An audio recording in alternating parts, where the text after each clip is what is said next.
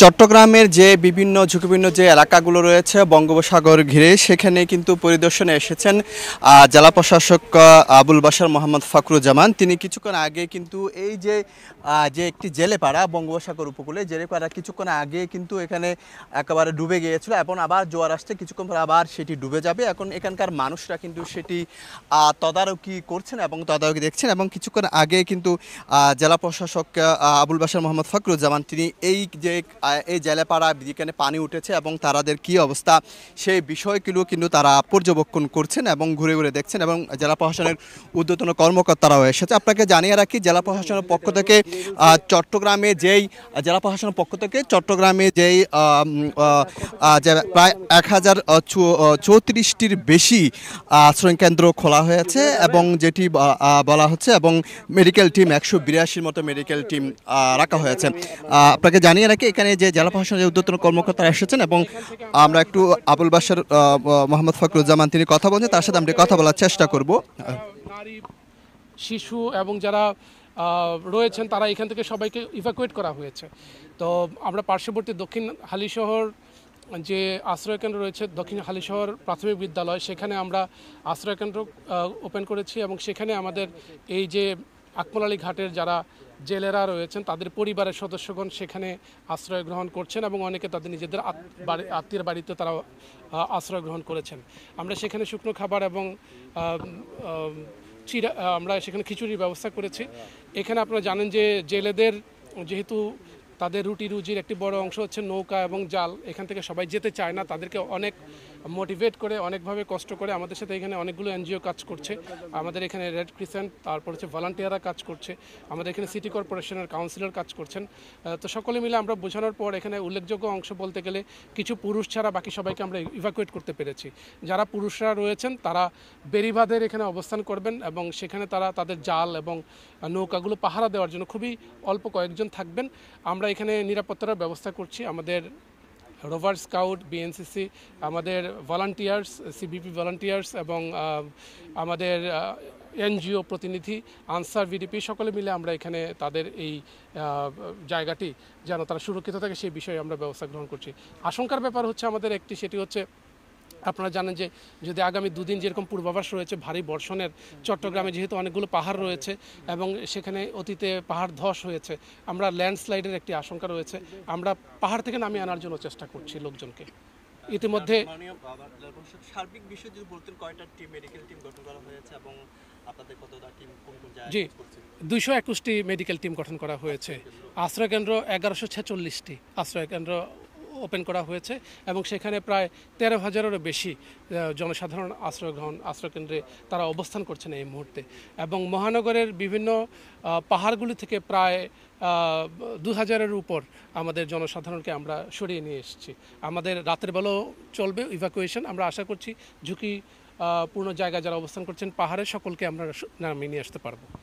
যেটি আসলে জেলা প্রশাসক যেটি বললেন আপনি দেখতে পাচ্ছেন, একটু পরিদর্শনে আমরা দেখার চেষ্টা করি। আসলে চট্টগ্রামে বড় ধরনের ঘূর্ণিঝড় কিংবা জলোচ্ছ্বাস হলে পাখির দুর্যোগ সবচেয়ে বেশি গুরুত্বপূর্ণ যেটি হচ্ছে চট্টগ্রামে যে ঝুঁকিপূর্ণ যে পাহাড়গুলো রয়েছে সেখানে কিন্তু বসতি স্থাপন গড়ে তোলা হয়েছে। তাদেরকে সরিয়ে নেওয়ার জন্য জেলা প্রশাসনের পক্ষ থেকে সকাল থেকে কিন্তু বিভিন্ন কাঠলি সহ বিভিন্ন যে পাহাড়ি যে এলাকা রয়েছে সেখানে কিন্তু অভিযান পরিচালনা করা হয়েছে এবং যারা ঝুঁকিপূর্ণ পাহাড়ে বসবাস করছে তাদেরকে নামিয়ে আনা হয়েছে। আজকে আমরা এই মুহূর্তে আমরা এসেছি চট্টগ্রাম বঙ্গোপসাগর উপকূলে যে ঝুঁকিপূর্ণ যে জেলেপাড়া রয়েছে সেই জেলেপাড়ায় কিন্তু জেলা প্রশাসক মোহাম্মদ আবুল বাশার মোহাম্মদ ফখরুজ্জামানের নেতৃত্বে জেলা প্রশাসন একটি দল এসেছে এবং তারা এখানে জেলেরা সকাল থেকে কি অবস্থায় ছিল এবং সকালে এখানে জলোচ্ছ্বাস হয়েছিল এবং জোয়ার আসলে আবারও কিন্তু এখানে পানি উঠবে, সেক্ষেত্রে তাদের জন্য কি করা যায়, তাদের খাবারের কি ব্যবস্থা এবং বড় ধরনের ঘূর্ণিঝড় যদি আঘাত হানে সেক্ষেত্রে আশ্রয় কেন্দ্রে তাদেরকে কীভাবে নিয়ে যাওয়া হয় সেই দিক নির্দেশনা দিচ্ছেন জেলা প্রশাসক মহোদয়। আপনি হয়তো দেখতে পাচ্ছেন এটি হচ্ছে চট্টগ্রামের যে সবচেয়ে বেশি, আপনি হয়তো জানেন 1991 সালে ঘূর্ণিঝড় যে চট্টগ্রামে বিশাল যে কর্মযজ্ঞ ধ্বংসযজ্ঞ চালিয়েছিল, লন্ডভন্ড করে দিয়েছিল, বাঁশখালী, আনোয়ারা সহ প্রায় লাখো মানুষের যে মৃত্যু হয়েছিল সেটি কিন্তু সারা দেশে শিরোনাম হয়েছিল এবং তারই সময় এর পরবর্তীতে যে চট্টগ্রামে যে ঝুঁকিপূর্ণ আসলে বঙ্গোপসাগরে কোনো ঘূর্ণিঝড় হলে যে সবচেয়ে বেশি ঝুঁকিপূর্ণ যে এলাকাগুলো রয়েছে সেগুলোর মধ্যে বাঁশখালী, আনোয়ারা, সীতাকুণ্ড এবং মিরসরাই অর্থাৎ উপকূলীয় যে এলাকাগুলো রয়েছে সেগুলো হচ্ছে সবচেয়ে ঝুঁকিপূর্ণ। তবে সুসংবাদ হচ্ছে জেলা প্রশাসনের পক্ষ থেকে যেটি বলা হচ্ছে, তারা পুরো চট্টগ্রামকে ঘিরে কিন্তু একটি কর্ম পরিকল্পনা তারা সাজিয়েছে। বিশেষ করে 182টি টিম তারা গঠন করেছে, মেডিকেল টিম, এবং 1034টি যে আশ্রয়ণ কেন্দ্র তারা রেডি করেছে বলে, প্রস্তুত করেছে বলে আমাদেরকে সেই তথ্যটি দিচ্ছেন। আপনারা হয়তো দেখতে পাচ্ছেন এই যে প্রাকৃতিক দুর্যোগের এই সময় কিছুক্ষণ আগেও কিন্তু, অর্থাৎ যখন জোয়ার আসে সেখানে কিন্তু পানি উঠেছিল, কিছুক্ষণ পরে কিন্তু এখন আবার জোয়ার আসছে, সেক্ষেত্রে আবারও এখানে পানি উঠবে। সেক্ষেত্রে পানি উঠলে এখানকার যে বাসিন্দারা রয়েছে তাদেরকে কীভাবে সরিয়ে নেওয়া যায় এবং তারা যারা সরিয়ে যাবে না তাদেরকে সচেতনতা সৃষ্টি করা সহ নানা পরিকল্পনা কিন্তু এখানে নিয়ে এসেছে। এবং এখানে প্রায় যে মেন যে সড়ক রয়েছে, রিং রোড রয়েছে, সেখান থেকে আধা কিলোমিটার কাদা মাটি পেরিয়ে কিন্তু এখানে জেলা প্রশাসন যে দলটি কিন্তু এখানে এসেছেন এবং এরা মিডিয়া কর্মীরাও কিন্তু এসেছেন। যেহেতু একটু ঝুঁকিপূর্ণ এলাকা, একেবারে 200 ফুট পরে কিন্তু একেবারে বঙ্গোপসাগর, অর্থাৎ এই বঙ্গোপসাগর ভারত মহাসাগর, যে আপনি হচ্ছে জানেন রেমাল বা রিমাল যেটি বলি আমরা, যেটি বলা হচ্ছে, যেটি আরবি শব্দ, অর্থাৎ ওমানের অর্থাৎ ভারত মহাসাগরে যে ঘূর্ণিঝড়গুলো হয় সেই ঘূর্ণিঝড়ের ক্ষেত্রে এই নামগুলো কিন্তু দেওয়া হয়। এটি ওমানে একটি শব্দ, আরবি শব্দ রেমাল, যার অর্থ হচ্ছে বালি। সেই রেমালের ক্ষয়ক্ষতি এড়ানো কীভাবে যায় এবং এখান থেকে মানুষদের কীভাবে আশ্রয় কেন্দ্রে যেভাবে মানুষদেরকে নিয়ে যাওয়া হয়, কিভাবে তাদেরকে নিরাপত্তা রাখা হয়, তাদেরকে কিভাবে শুকনো খাবার সহ নানা যে বিষয়গুলো রয়েছে সেগুলো কিন্তু সারা দিন কিন্তু জেলা প্রশাসনের পক্ষ থেকে বিভিন্ন জায়গায় ঘুরে ঘুরে সেই বিষয়গুলো তারা দেখছেন। তো এই মুহূর্তে আমরা এটা এই ঘাটের নামটা কি আপনাদের? আকমল আলী ঘাট, এটি পতেঙ্গায় বেড়িবাঁধের রিং রোডের পাশে আকমল আলী ঘাটে কিন্তু এসেছেন এবং এরপরে কিন্তু রাসমণিহাট সহ বিভিন্ন যেই ঝুঁকিপূর্ণ এলাকাগুলো রয়েছে সেখানে কিন্তু জেলা প্রশাসক মহোদয় যাবেন এবং সেগুলো পরিদর্শন করবেন। আপনি হয়তো দেখতে পাচ্ছেন। এবং আরেকটি যে এখানে যে বসতিগুলো রয়েছে যেখানে পানি উঠেছে, আসলে সে মানুষগুলো যে কষ্টে আছে, তারা কোনো ধরনের ঝুঁকির মধ্যে যারা না থাকে সেই বিষয়গুলো যাচা বাছাই করছে এবং পরিদর্শন করে সেই বিষয়গুলো দেখছেন। এবং এখানে অর্থাৎ কাদামাটি পেরিয়ে প্রায় আধা কিলোমিটার সড়ক পেরিয়ে কিন্তু এখানে এসেছেন জেলা প্রশাসনের সেই টিমটি এবং এরপর আর বেশ কয়েকটি জায়গায় কিন্তু তারা যাবেন। তো ঘূর্ণিঝড় রিমাল বা রেমাল যেটি বললি না কেন, যেটির আঘাত যেন চট্টগ্রামের যে উপকূলীয় যে এলাকাগুলো রয়েছে সেখানে যেন বড় ধরনের আঘাত হানতে না পারে সেই বিষয়টি মাথায় রেখে কিন্তু এই বিভিন্ন জায়গা কিন্তু পরিদর্শন করছেন জেলা প্রশাসক মহোদয় এবং সেখানে পরিদর্শন করে যারা রয়েছে তাদেরকে নানা দিক নির্দেশনা দিচ্ছেন। আমরা এদিকে শুকনো একটি জায়গা রয়েছে সেদিক দিয়ে একটি যাওয়ার চেষ্টা করব এবং সেখানেও কিন্তু আসলে জেলা প্রশাসনের পক্ষ থেকে কিন্তু যে টিম তারা কিন্তু এখানে এসেছেন এবং তারা এখানে এসে কিন্তু তারা বিভিন্ন জায়গা দেখছেন। আপনাকে জানিয়ে রাখি, চট্টগ্রামের সবচেয়ে যে বড় ধরনের প্রাকৃতিক দুর্যোগ হলে, ঘূর্ণিঝড় হলে সবচেয়ে বেশি যে ক্ষতিগ্রস্ত যে এলাকাকে বলা হচ্ছে সবচেয়ে বেশি ঝুঁকিপূর্ণ যে এলাকাগুলো সেগুলো হচ্ছে বাঁশখালী, আনোয়ারা, সীতাকুণ্ড, মিরসরাই সহ যে উপকূলীয় এলাকাগুলো সবচেয়ে বেশি ঝুঁকিপূর্ণ অবস্থায় থাকে এবং ঝুঁকিতে থাকে। সেক্ষেত্রে কিন্তু সেই উপকূলীয় এলাকায় কিন্তু পরিদর্শনে করছেন এবং এই যে চট্টগ্রামে যে বিভিন্ন যে সার্কেলগুলো রয়েছে, অর্থাৎ যে উপজেলাগুলো রয়েছে সেই উপজেলাগুলোতে আশ্রয়ণ কেন্দ্রগুলো কীভাবে আছে এবং আশ্রয়ণ কেন্দ্রের মানুষগুলো যাচ্ছেন কিনা। এবং গতকাল আমরা দেখেছি চট্টগ্রামে বিভিন্ন যে সার্কেল রয়েছে, যে ভূমি কমিশনার নেতৃত্বে এবং নির্বাহী ম্যাজিস্ট্রেটের নেতৃত্বে তাদেরকে বিভিন্ন জায়গায় কিন্তু সরিয়ে নেওয়া হয়েছে। এবং এটি আপনি হয়তো একটু দেখানোর চেষ্টা করে যে আসলে এই কিছুক্ষণ আগেও কিন্তু যখন জোয়ার এসেছিল তখন কিন্তু এখানে পানি উঠেছিল, এখন পানি নেমে গেছে। তবে আবার যে জোয়ার আসবে তখন কিন্তু এখানে পুরো এলাকা কিন্তু পানিতে থই হয়ে যাবে, যেহেতু জোয়ারের সময় হয়ে গেছে। এবং ঘূর্ণিঝড় আমরা যতটুকু জানি, ঘূর্ণিঝড়ের প্রথম অংশ ইতিমধ্যে কিন্তু আমরা যতটুকু জানি ঘূর্ণিঝড়ের প্রথম অংশ ইতিমধ্যে কিন্তু অতিক্রম করেছে বলে আমরা সেরকম তথ্য পাচ্ছি। তবে এই যে চট্টগ্রামে এখনো পর্যন্ত বড় ধরনের কোনো ধরনের ক্ষতি যে হয়েছে সেরকম তথ্য কিন্তু আমাদের কাছে এখনো পর্যন্ত নেই।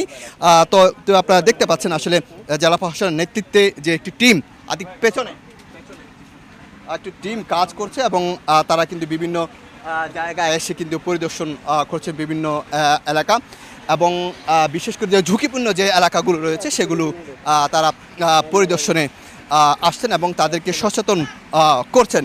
তো সব কিছু মিলিয়ে আসলে যেটি বলা যায় যেহেতু ঘূর্ণিঝড়ের প্রথম যে অগ্রভাগ সেটি কিন্তু ইতিমধ্যে আঘাত হেনেছে বিভিন্ন জায়গায়, মংলা বন্দর এবং সহ বিভিন্ন এলাকায়। কিন্তু চট্টগ্রামে এখন পর্যন্ত বড় ধরনের কোনো আঘাত কোনো জায়গায় এনেছে সেরকম আমরা কোনো তথ্য আমাদের কাছে নাই। তবে যে ঝুঁকিপূর্ণ যে এলাকাগুলো রয়েছে, বিশেষ করে যেখানে জলোচ্ছ্বাস হয়, আপনি হয়তো দেখতে পাচ্ছেন সেই পরিস্থিতি। এখানে যেহেতু সমুদ্র এলাকা, সেই সমুদ্র এলাকায় যেহেতু জলোচ্ছ্বাস হয়, সেক্ষেত্রে কিন্তু সেই এলাকাগুলো পরিদর্শন করছেন জেলা প্রশাসক আবুল হাশেম মোহাম্মদ ফখরুজ্জামানের নেতৃত্বে একটি দল, এবং এখানে যে স্বেচ্ছাসেবক যে দল রয়েছে, রেড ক্রিসেন্ট রয়েছে, এবং স্থানীয়দেরকে এনজিও রয়েছে, এবং স্থানীয়দের সম্পৃক্ত করে আসলে সেই বিষয়গুলো তারা কিন্তু যাচাই বাছাই করে দেখছেন, পরিদর্শন করতেন। তো সব কিছু মিলিয়ে আসলে যেটি বলা যায়, সময় যতই গড়াচ্ছে ততই কিন্তু মানুষের মধ্যে যে আতঙ্ক ছিল, যেহেতু এখন বলা হয়েছিল সন্ধ্যার দিকে সেটি আক্রমণ করবে, কিন্তু সন্ধ্যা পেরিয়ে গেছে, এখনও পর্যন্ত সেরকম কোনো তথ্য আমরা, কোনো লক্ষণ আমরা দেখতে পাচ্ছি। তবে আমরা যদি গাছের দিকে একটু দেখানোর চেষ্টা করি, বিভিন্ন গাছের যে পাতাগুলো রয়েছে সেগুলো কিন্তু এই যে বঙ্গোপসাগর উপকূলে সে পাতাগুলো কিন্তু গাছের সেই পাতাগুলো ইতিমধ্যে নড়ছে, গাছের পাতাগুলো নড়ছে, এবং বাতাস যে বইছে সেটা আমরা দেখতে পাচ্ছি। যে ঘূর্ণিঝড় রিমালের প্রভাব যে হয়েছে এটি বলা যায়, কারণ এটি এই যে রিমাল যে প্রভাব পড়বে সারা দেশে। তো সব কিছু মিলিয়ে আসলে যেটি বলতে পারি, সময় যতই গড়াচ্ছে মানুষের যে মধ্যে যে ভয় আতঙ্ক ছিল সেটি অনেকটা কেটে গেছে, কারণ যেহেতু দেশে বিভিন্ন জায়গায় যে অতিক্রম করছে রিমাল, এবং চট্টগ্রামে এখন পর্যন্ত বড় ধরনের কোনো ক্ষয়ক্ষতি হয়নি। তবে সবচেয়ে উদ্বেগের বিষয়, চট্টগ্রামে এই ঘূর্ণিঝড় হলে পাহাড় ধসের একটা সম্ভাবনা থাকে, সেই জন্য কিন্তু পাহাড়দেশে যারা বসবাস করছে তাদেরকে বিভিন্ন জায়গা থেকে কিন্তু জেলা প্রশাসনের নেতৃত্বে বিভিন্ন টিম গিয়ে তাদেরকে সেখান থেকে সরিয়ে আনা হয়েছে, ঝুঁকিপূর্ণ যে বসবাসগুলো তারা করছে। এবং ইতিমধ্যে কিন্তু তারা ঘোষণা দিয়েছেন যে 1034টি আশ্রয় কেন্দ্র রেডি করা হয়েছে, এবং মেডিকেল টিম কাজ করছে 182টি, এবং কোনো ধরনের অনাকাঙ্ক্ষিত ঘটনা ঘটলে যাতে করে তাদেরকে সহায়তা করার শুকনো খাবার প্রস্তুত রাখা হয়েছে, আশ্রয়কেন্দ্র প্রস্তুত রাখা আছে। সব কিছু প্রস্তুত রেখে কিন্তু বিভিন্ন যে ঝুঁকিপূর্ণ এলাকাগুলো রয়েছে সেগুলো জেলা প্রশাসন মহোদয় সেগুলো পরিদর্শন করছেন।